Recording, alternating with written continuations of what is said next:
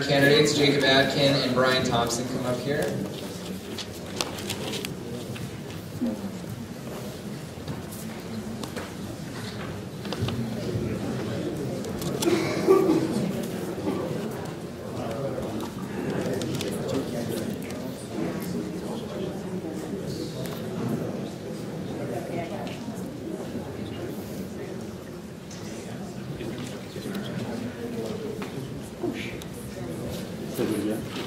Okay, we're going to have a 2-minute intro from each of our candidates. We'll go ahead and begin with Jacob Atkin, and we'll go to Brian Thompson, and then from there we'll get into our questions.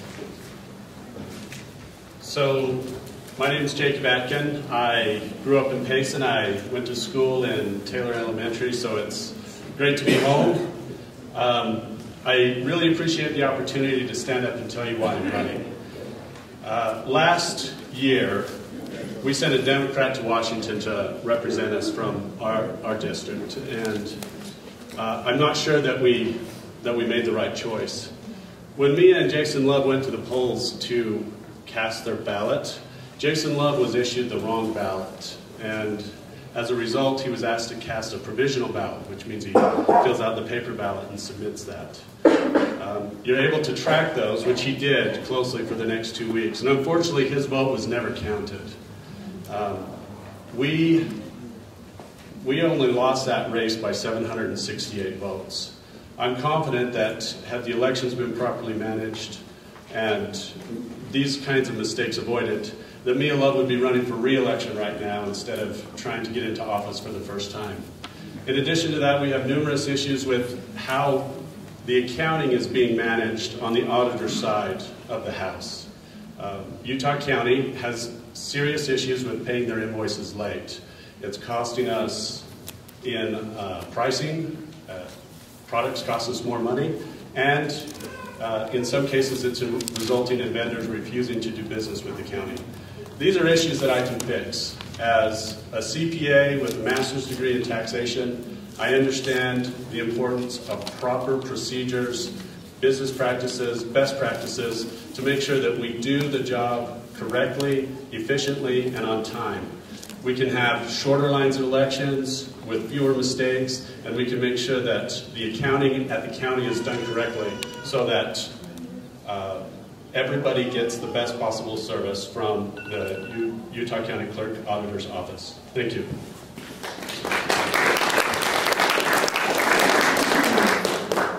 I'm Brian Thompson, your current Utah County Clerk Auditor. I believe that I have a solid foundation and background that allows me to be the best servant of the public and the citizens here in Utah County. That foundation is built upon 4 cornerstones. The first being leadership. I have been involved in the process for many years, starting out 20 years ago as a delegate, much like you, and taking the opportunity to serve as a precinct chair, a ledge chair, and your county party treasurer. In terms of another cornerstone of experience, I have private sector experience. I have been educationally, I have a degree in accounting, and I have experience as not only a person with an accounting background, but an administrative background, which is so important with the wide range of this office. Another cornerstone is that of integrity. I feel it's so important that we do our due diligence, that we fully understand the issues. And there have been accusations and things made and conclusions that have been come to regarding the way our office operates. Let me just say in the last couple of days after I learned that Mr. Love's vote supposedly wasn't counted, I did the research and his provisional ballot was counted. I confirmed that yesterday. If someone had come to me a long time ago and said something, we could have figured that out. I also like my independence, my 4th cornerstone, which is really important. And let me tell you about some of these vendors that are out there that are screaming that we're delaying payment. It's because they want us to overlook the fact that they're overcharging the county. 99% of the invoices in this county are paid on time. There was 1% that aren't paid on time for one reason. Well, actually 2. Either the departments have sat on it and don't get it to us in a timely fashion, or we find that the vendors are not billing us appropriately. Brian Thompson for Utah County Clerk Auditor. Thank you. Thank you. What are some factors that you think voters and delegates should be considering as they're determining who to vote for the clerk auditor position? We'll go ahead and start back with you. As I was starting to allude to there at the end of my introduction, I think independence is very important. As the Chief Elections Officer and the Chief Financial Officer of the county, in my role as your Utah County Clerk Auditor, I am beholden to no one but you. I personally do not accept any endorsements publicly and strive to avoid accepting campaign donations. I also make it a personal practice to not endorse any candidates publicly. And the reason being is I have to remain independent in all that I do. I also have to make sure that there's that independence in the things that we do in regards to dealing with vendors and others. And I just really feel strongly that through my independence, the integrity I have, and the way I carry out my office is an important factor. Thank you. I think when you're considering what matters in this office, you have to look at the two primary roles, elections and accounting. How long did you have to stand in line to cast your ballot? How many of your neighbors did you see the line going out the door, around the corner, and down the street, and decide it wasn't worth their time to cast their ballot? We could do a better job planning and preparing for these elections to make sure that everybody has a reasonable opportunity to cast their vote and for their vote to absolutely be counted. On the accounting side, it's about leadership and structure. At UVU, we have the most efficient business practices in the state. Utah Valley University educates more students with less money than any other institute by a considerable margin.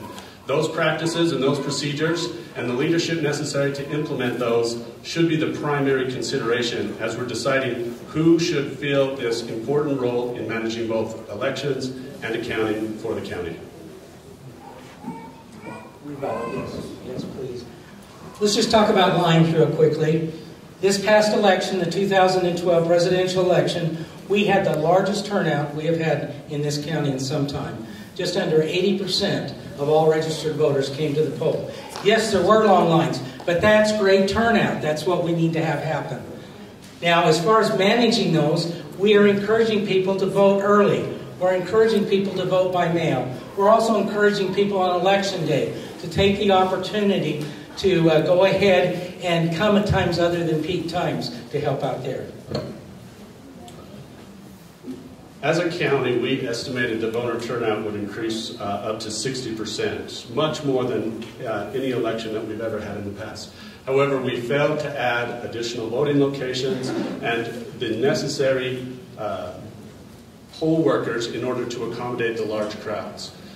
This process deals with planning and foresight, and then executing the plan through organization and leadership. Thank you. Okay, the next question is, there's been a lot of discussion about efficiency in the office, and this will probably be a question we ask a lot of our candidates. The question is, how do we increase efficiency in this office? Is there a need to increase efficiency? And then we'll follow up with another question after that. So we talked about invoices being paid late, and my opponent alluded to the fact that some departments are holding their invoices and not remitting them to the clerk's office. If we're aware of these issues and we're not addressing them, that constitutes a lack of efficiency. What I would do is change the processes. At the university, all invoices are received centrally in the accounting office. We should be doing the same thing in the clerk's auditor office.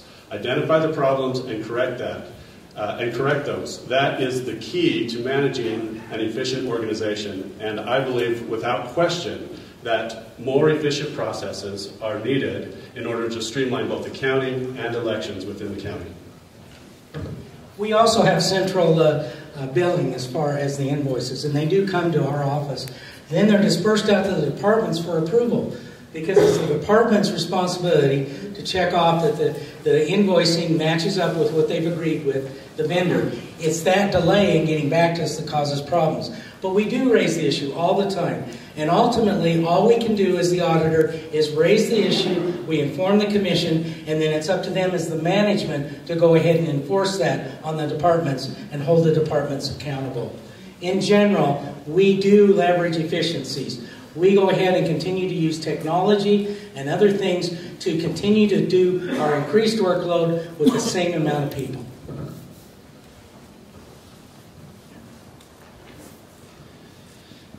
Okay, there's been some discussion on elections. This will be my last question. One of the goals stated is to provide faster election returns by Mr. Atkin here. My question is twofold, actually threefold. What is the current turnaround for election results? How can we speed up those results? And does this compromise the accuracy of the results? We'll start.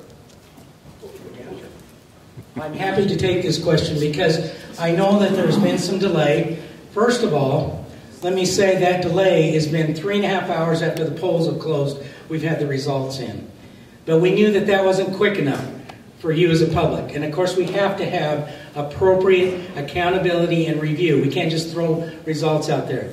So we have streamlined the process. We've made sure that the voting cards have come in. We've watched that. We don't get cards stuck out in Eagle Mountain. We have a double check process so they get in on a timely basis. And then what we have done this last election with the largest turnout, we were the first large county in the state of Utah to report, the 5th county out of 29, and we reported 100% of our results 2.5 hours after the polls closed. We have streamlined the process. We continue to take problems. We look to continually improve, and we've done that in this case, and we've solved the election return reporting. So I think the biggest thing that we can do to improve reporting at the end of Election Day is to make sure that there's not still a line at 9 o'clock when the polls are supposed to close. I managed the poll over at the junior high, and at 9 o'clock we still had 150 people probably in line. If we had more poll workers and more polling locations with longer hours for early voting, we wouldn't have lines at 9 o'clock. So by 10 o'clock, we could have all of the voting results from all across the county to the county office to be counted and reported to the state. Thank you. Just a quick rebut on that. Mr. Aiken's polling location was one of the best for turnout. And I applaud those of you in this area that got out and voted. As far as encouraging early voting in that, we have a lot of early voting on the first day and the 7th and 8th day. It's almost dead at our early voting locations on days 2 through 7. And just it's natural for people to kind of wait till the last minute. We do everything we can to encourage the opportunities, and we will further publicize the other options so you don't have to stand in line at the polls on election day. Final comments. Salt Lake County's early voting locations were open almost twice as long as any early voting location in Utah County. In addition to that, in American Fork in particular, the lines reached as long as a 4-hour wait at early voting. We had many citizens who would have preferred to vote early, and in some locations, it simply was not worth the wait.